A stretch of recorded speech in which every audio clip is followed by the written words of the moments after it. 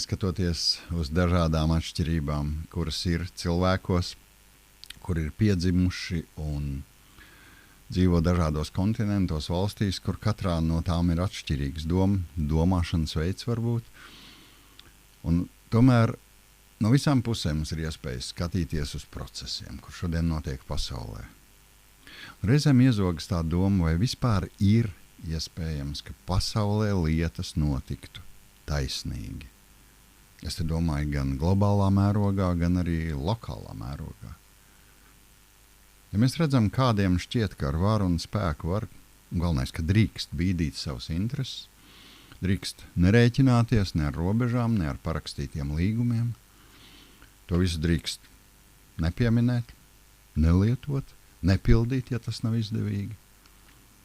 Un cik ļoti, es gribētu teikt, cik diametrāli pretēji. Tas, ko mēs redzam, piedzīvojam, ko lasām, ko skatāmies ziņās, cik tas drausmīgi atšķiras no Kristus mācības. Dievs, kurš visu radīja, lai mēs cilvēki dzīvot laimīgi. Dievs, kurš ir šīs idejas autors, radītājs. Bet tiešām, paldies Dievam, viņš nav atstājis un pametis savu radīto pasauli. Paldies Dievam, ka joprojām ir un arī būs cilvēki, kuri seko Kristus norādījumiem, seko Kristumu, kuri ir gaisma, kur ir arī sāls, kur ir arī pipars, ja vajag. Cilvēki, kur savās dzīvēs īsteno Dieva valstības principus. Un sen laikos pravietis Jesaja mums ir teicis, viņš nogurušajiem dod spēku un spēcina to, kam nav stipruma. Lūk, mīļie, nogurušajiem dod spēku, spēcina tos, kam nav stipruma. Un, lai es saglabātu sarežģītajā pasaulē skaidru prātu, ir, protams, ļoti, ļoti svarīgi, ka mēs iedrošinām viens otru. Un, jā, arī šī vakara, svētvakar pārdomās par to, domāsim, lai mūsu dzīve un attiecības būtu patiešām atšķirīgas no pasaulē redzamajām. Lai ticībā un uzticībā radītāja ceļam, lai mūsu dzīve būtu jēgpilna. Jā, par piemēru un atbalstu tiem, kuri vaicā pēc padomu un palīdzības. Un jā, arī šī 15. februāra svētvakarā es, Imants Miezes, pārdomās atkal kopā ar jums. Un mūsu sapratni, protams, ka viss labais nāk no Dieva. Visa šī studija, kuras nosaukums 316.lv, tas kalpo tam lielajam uzdevumam. Būt blakus, palīdzēt, saskatīt vislabāko virzienu, kur var doties. Jā, vispirms mūsu iekšējā pasaule ceļo, iet, domā, un tad tas, kas tur ir, te, sirdī, tas jau ienāk reālajā dzīvē. Un kā jau teicu sākumā, jebkur mūsos latviešos, Īrijā, Lielbritānijā, Latvijā, ikvienā vietā, kur dzīvojam. Nu lūk, un atkal mūsu pārdomas, kur mēs šodien lasām, bet mēs papildinām šo. Un tā šodienas tēma mums ir laimīgi, izsalkušie un izslāpušie pēc taisnības. Jo Dievs viņiem papilnam to dos. Mateja evaņģēlija 5. nodaļa 6. pants. Kristus kalnas prediķis.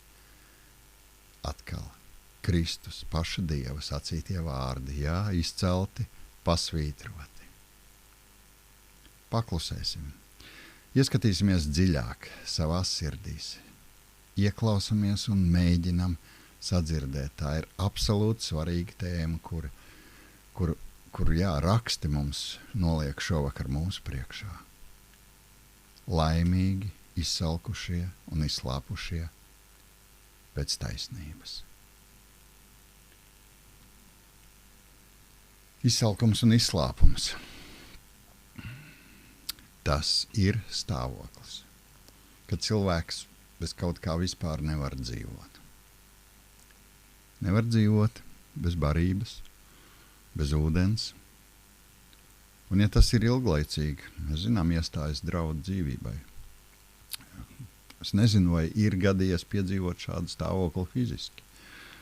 Un tad jau mēs to varētu saprast. Bet kā ir garīgi? Kā ir, kad ir garīgs izsalkums? Garīgs izsalkums pēc tā, kas maina gan mūsu reālo dzīvi, maina attiecību struktūru, maina vai spēj mainīt katra mūsu apkārtējo sabiedrību ar kādu labu piemēru. Vai mums ir tāds izsalkums šodien? Kāds ir risinājums? Ja izlasām un saprotam, kā Kristus pateica ar vārdiem, es esmu dzīvības maize. Ja mūsos ir izsalkums pēc šīm norādēm, kuras pats Dievs caur Kristu mums atstāja, garīgā maize, garīgā barība, lai mūsu dvēseli būtu pēdusi, kā jau kādreiz esmu teicis, ne garīgās narkotikas, kuras ik pa brīdim var mūs pacelt, bet maize, dienišķā maize, Kristus saka, es esmu dzīvības maize. Katru dienu. Tas pats ir izslāpums. Ik viens saprotam, kas domāts ar vārdiem dzīvais ūdens. Diez vai to var dabūt no kādiem īpašiem svētavotiem, lai kur tie arī atrastos. Jāņa evaņģēlija 7. nodaļā mēs lasām, ja kam slāpst, lai nāk pie manis un dzer. Kas man tic, kā rakstos sacīts, no viņa miesas plūdīs dzīvā ūdens straumes. Tā ir katra cilvēka izvēle. Kā apmierināt garīgo izsalkumu un garīgās slāpes. Bet no šīm izvēlēm ir atkarīga gan mūsu personīgā patreizējā dzīve, gan mūsu apkārtējo cilvēku dzīve, gan nākotne, protams, mūžība. Un ja mēs kaut mirkli pieļautu, ka vairums cilvēku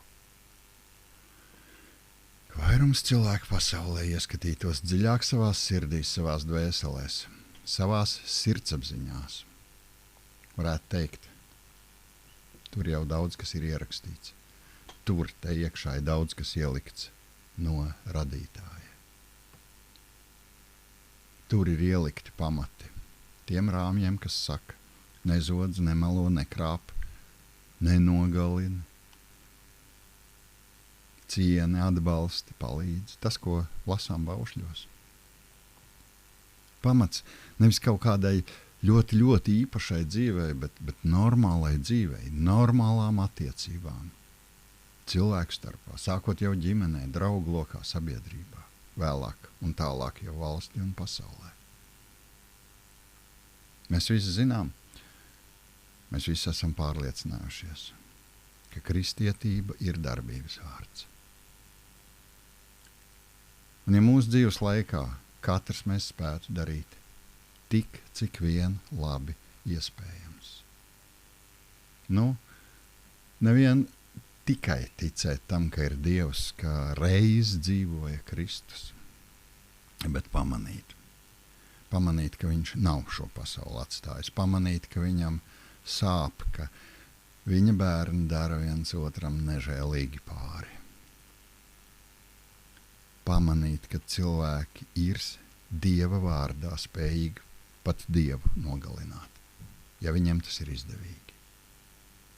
Un pamanīt, ka var taču savādāk, ka var visu mainīt. Pamanīt, ka tikai tam ir nākotne, ja jebkas ir darīts ar patiesu sirdi, gaišu, labvēlīgu, draudzīgu attieksmi. Tāds kā bija Kristum. Un viss tas, ko redzam, kas notiek varas un netaisnības pārņemtā pasaulē, pat ja nepieciešams iepinot, pieminot tur Dievu, mīļie, tas nedrīkst aizmiglot mūsu skatu uz krustu, kur visas mūsu sāpes, mūsu meli, mūsu netaisnības, mūsu nodevības, mūsu un citu cilvēku grēki, tos Dievs iznesa pie krusta. lai tie, kas to saprot, pieņem un nožēlo, lai būtu brīvi. Lai to sirds un dvēseles, kuri atzīst un lūdz piedošanu Dievam par savām nepareizajām izvēlēm, lai to dzīves mainītos, lai mainītu apkārtējo pasauli, lai mazāk būtu to, kur vēlas pārkāpt noteikumus, norunas. Kādreiz bija tāds teiciens, vīrs un vārds, noruna, kas bija svēta. Lai būtu mazāk to, kur melo, kur lauž līgumus, kur zog gan instrumentus, gan priekšmetus, jā, gan beigās arī valstis. Lai arvien mazāk būtu to, kur Bībeles vārdiem sakot, kuri dara netaisnību.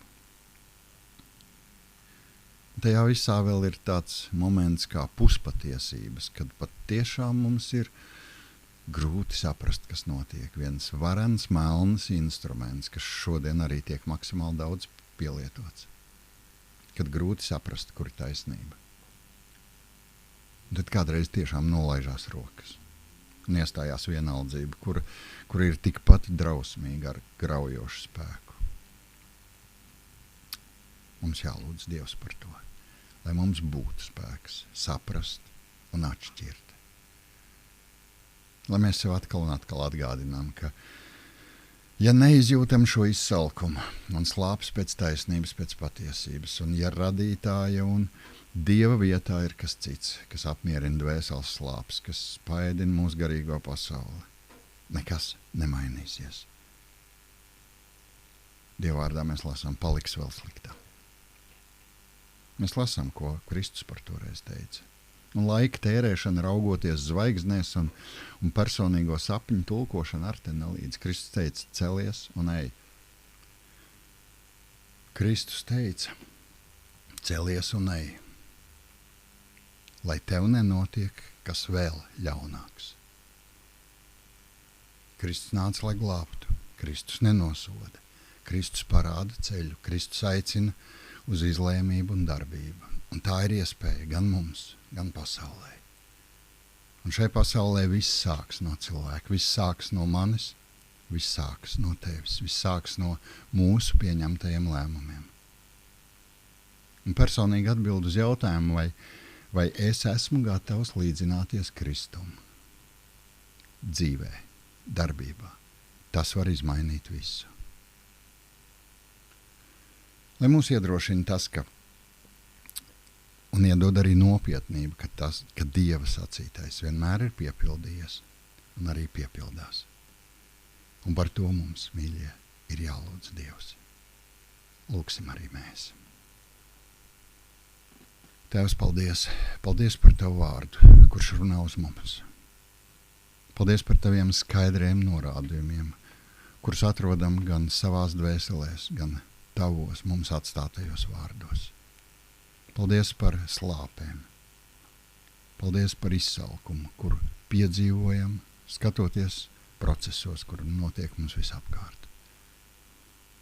Mēs lūdzam Tavu palīdzību, Tavu gudrību, atšķirt melus, nepatiesības, puspatiesības, atpazīt visu, kas ved mūsu dzīves prom no labā, no gaišā skaistā, kur Tu mums piedāvā. Tēvs, lūdzam, piedod mums. Piedod, ja esam reizēm tik paguruši un reizēm iestājas tā vienaldzība aiz paguru. Un šķiet, neko mēs nevaram mainīt. Tomēr dod mums spēku. Mēs zinām Tavu apsolījumu. Ir dot spēku un gudrību ikvienam, kurš Tevi lūdz. Tas ir tas, ko mēs vēlamies. Tas ir tas, kas mums nepieciešams dzīvojot šajā pasaulē.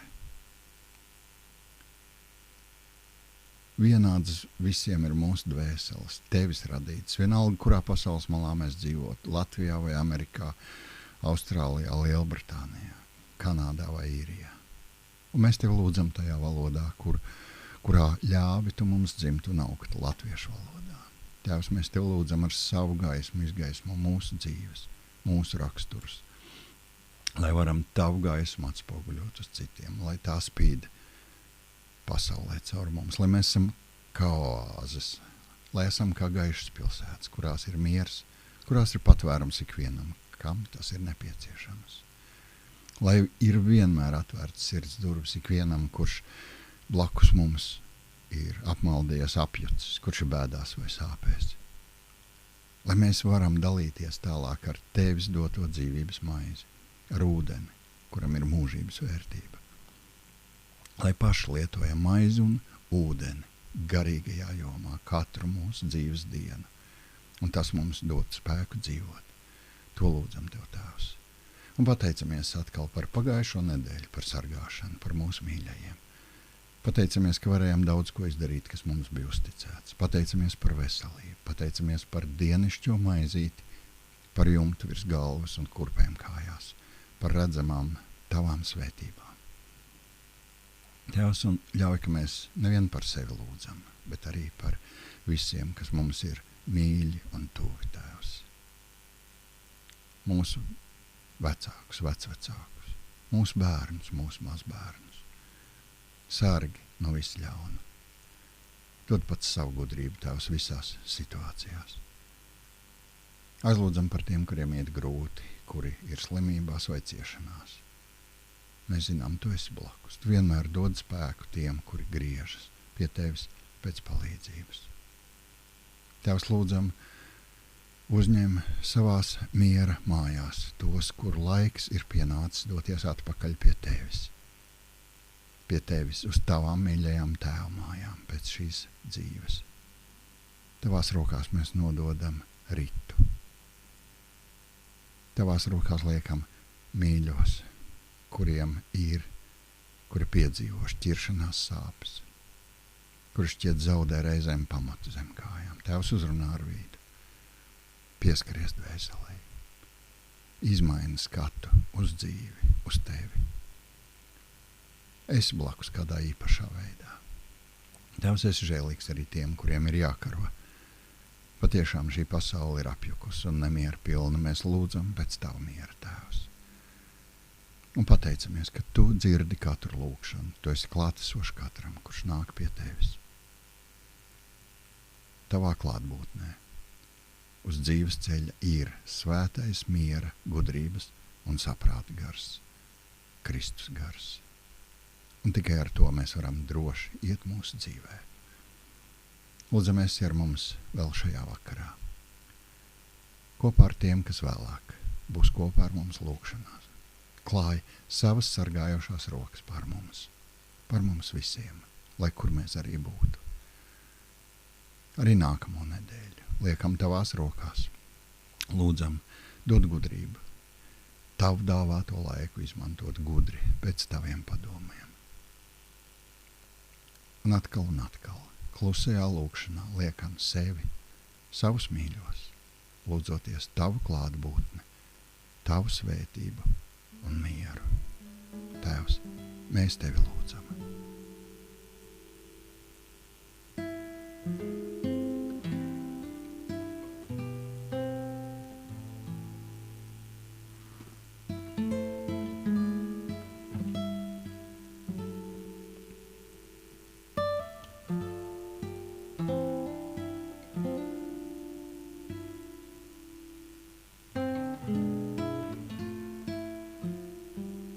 Ļauj, ka atkal kopā mēs Tevi lūdzam ar tiem vārdiem, kurus lūdza Tavs dēls Jēzus Kristus un mācīja arī mums lūgt. Mūsu Tēvs debesīs, svētīts lai top Tavs vārds, lai nāk Tava valstība, Tavs prāts, lai notiek kā debesīs, tā arī virs zemes. Mūsu dienišķo maizi dod mums šodien un piedod mums mūsu parādus, kā arī mēs piedodam saviem parādniekiem. Un neieved mūsu kārdināšanā, bet atpestī mūs no ļauna, jo Tev pieder valstība, spēks un gods. Mūžīgi mūžos. Āmen.